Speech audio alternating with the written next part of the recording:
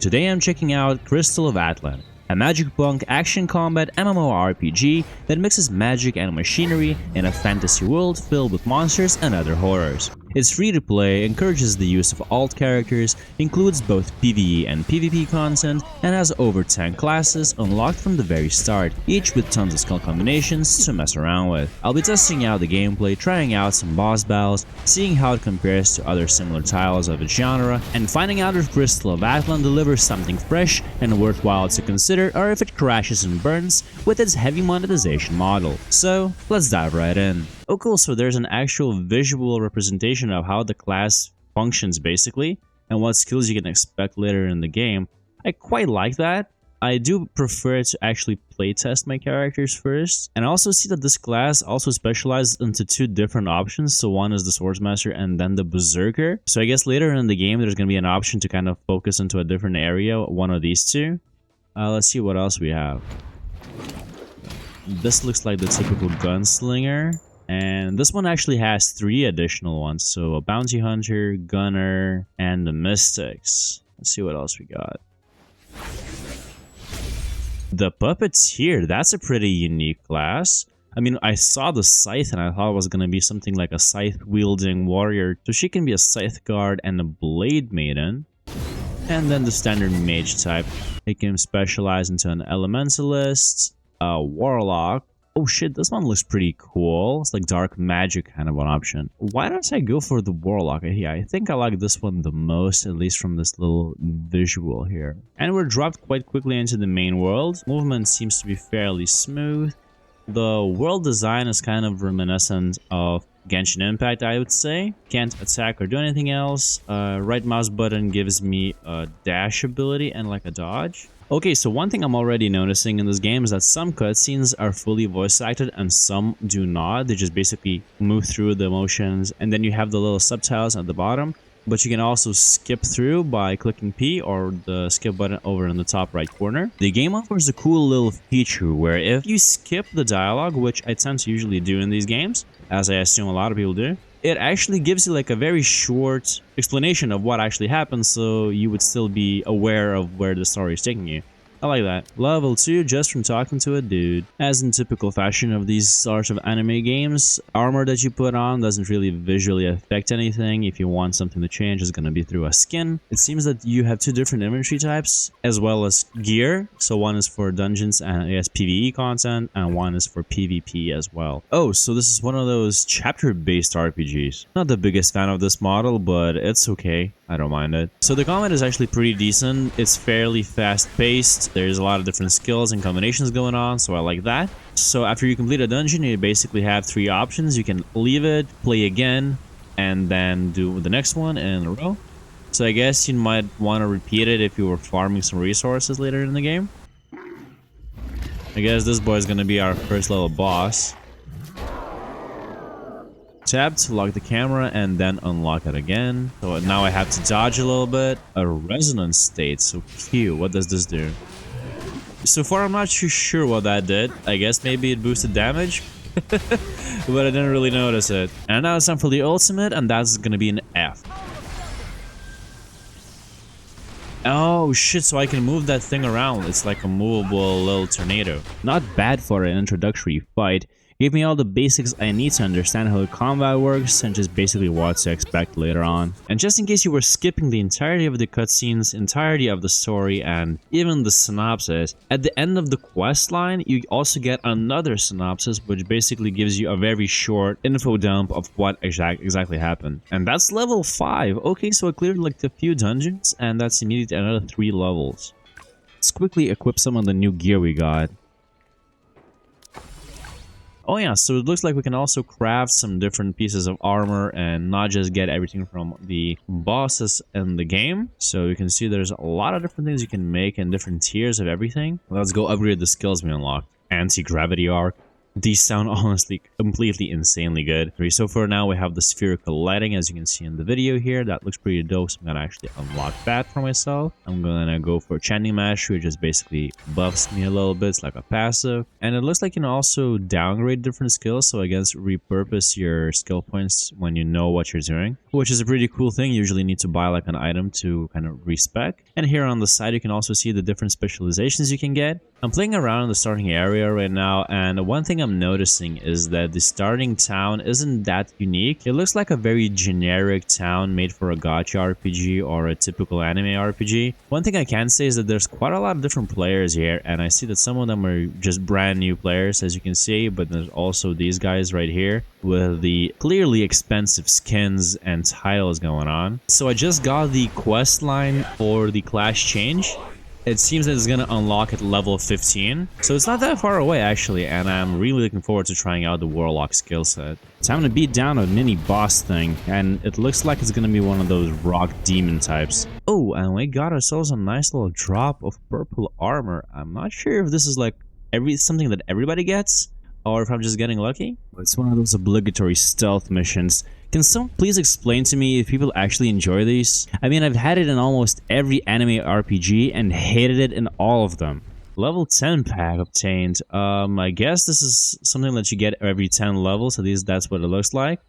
And the rewards are gonna get better every time, all the way up to level 60. Wow, okay, so I barely got to level 10, and it immediately wants me to spend cash. I mean, I only played for like, I don't know, 30 to 40 minutes at most, and it's already shoving its cash shop right in my face. And here I'm seeing a very aggressive marketing push to buy the biggest pack you possibly can, because then you get 100% extra crystal things or whatever. It screams mobile game. I don't like it, and I don't want to see it. I just found a little achievement bar here, so it looks like there's quite a lot of different things here for you to achieve, but it's just kind of standard with these anime type of games. Looks like there's some kind of Digimon collaboration going on, where you can get these guys as pets. Or at least I'm assuming that they're going to be pets. There's also an obligatory summer event going on with all the characters wearing bikinis. What?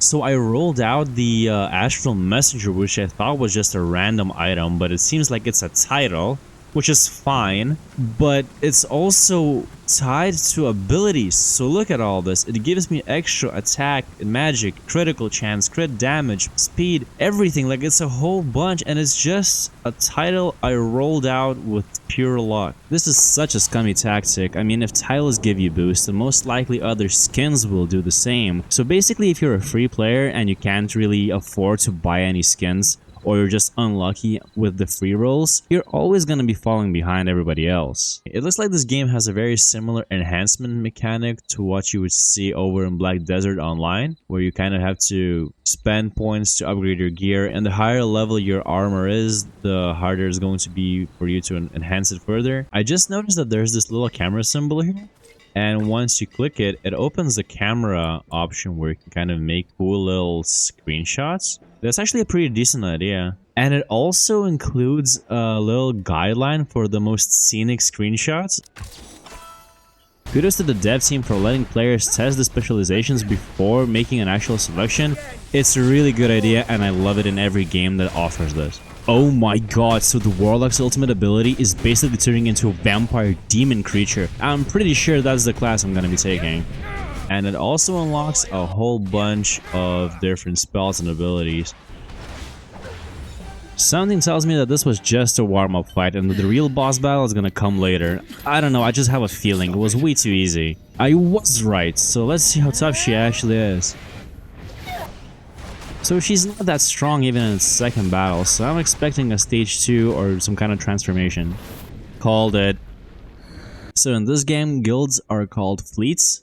Why don't we join them and just see what we can do there? So once you're in a guild, or a fleet in this case, you can do various group activities. You can go beat bosses for rewards and medals for the entire fleet itself, join forces, so there's quite a lot to do, and it's pretty nicely done. Oh, this is pretty cool. So any top player in the game, or a player that has done something special in the game, is basically memorialized here in this Hall of Fame. And anybody in the game can basically come and look at all of these. Not gonna lie, it makes my competitive nature kind of come out, and I feel like I want to be placed here as well. Finally reached the level that unlocks pet slots, and basically these guys don't just boost my power, but they also offer various new abilities. A little update on the pet mechanic: I spent like 20 minutes playing the game and managed to unlock a rare or legendary. I'm guessing it's a legendary because it's from the event with Digimon, and I'm basically just gonna put it in my main slot and then the other one that I have in my B slot. Oh, and before I forget to mention, leveling up pets requires the use of special tomes that you get as loot or rewards from opening chests, or just basic combat against various mobs. That's a big fishy boy, but okay, it's a big target for me to hit at least. Not gonna lie, it's probably one of the first bosses that actually looks cool and interesting. Triple S. Nice. I've basically beaten the entire Act 2 already, and I just found an area where it's basically a dungeon, and it's recommending a team of at least one other person. So I'm gonna try to solo it and see what happens. It's kind of a bit sad, honestly. This dungeon mode is essentially reusing the story modes I just passed and shoving higher level mobs here. I mean, it's not the most exciting thing, but it's a little bit more of a challenge, I guess. I think this is about as good a time as any for me to call it quits with the first impressions of Crystal of Atlan. I've passed the entire Act 1 and Act 2, as well as some various dungeons, and I think I have just about enough information for me to share my pros and cons with you guys. So without further ado, let's jump right in. Starting out with the pros. Combat is probably the most engaging and fun part of the game for me personally. It's fast-paced, flashy, includes perfect dodge mechanics, offers unlimited skill rerolling to find what works best for your personal style. Classes are fairly limited with just 5 base options, but they are all quite unique and offer various subclass changes once you hit level 15. If you add those together, the total count quickly jumps up to 11 or even more, depending when you're watching the video. Adding to that, the game also offers a testing phase for each subclass, basically giving you a chance to test them out before you pick the one you like the most. This is an option that I always see as a win in my book. The game is technically free to play, but includes a lot of pay-to-win elements, which I'll get into more in the cons section later. And lastly, the visuals and style of the game is rather pretty, but nothing to get hyped for. Imagine if the devs took a look at every anime-style game out there and just used that template without thinking too much about making it unique or really standoutish. And now moving on to the cons. One thing that stood out to me while playing the game is that I started noticing that pretty much all game activities require the use of stamina. This includes story missions, time-limited events, dungeons, and so on. It feels like the game is purposely locking content away from players and leading them towards the cash shop to buy additional energy. And from what I saw on Reddit, this system is one of the most hated aspects currently in place. Which brings me to the second concern: heavy pay-to-win aspects and monetization. You will get bombarded with deals within the first hour or two of your playthrough, and the game is so heavily monetized that even basic things like titles and cosmetic skins offer stat boosts and other benefits. For example, if you have a premium skin, you will earn gold faster. This puts every free-to-play player at a huge disadvantage, and just feels like a cash grab without any integrity. Overall, Crystal of Atlan offers a decent, fast-paced combat system and plenty of class variety with room to experiment, which makes it genuinely fun to play. But the stamina system and aggressive pay-to-win monetization holds it back from a wider Western audience. If you can look past those issues, it's a stylish and entertaining game, but for many, I think the drawbacks might outweigh all of the fun. But that's it for the video. What are your personal thoughts on Crystal of Atlan, and are you a fan of such games yourself? Do you agree with my pros and cons? Feel free to drop your thoughts in the comment section below. As always, likes are appreciated and social media is down below. Thanks for watching, and I'll see you in the next one.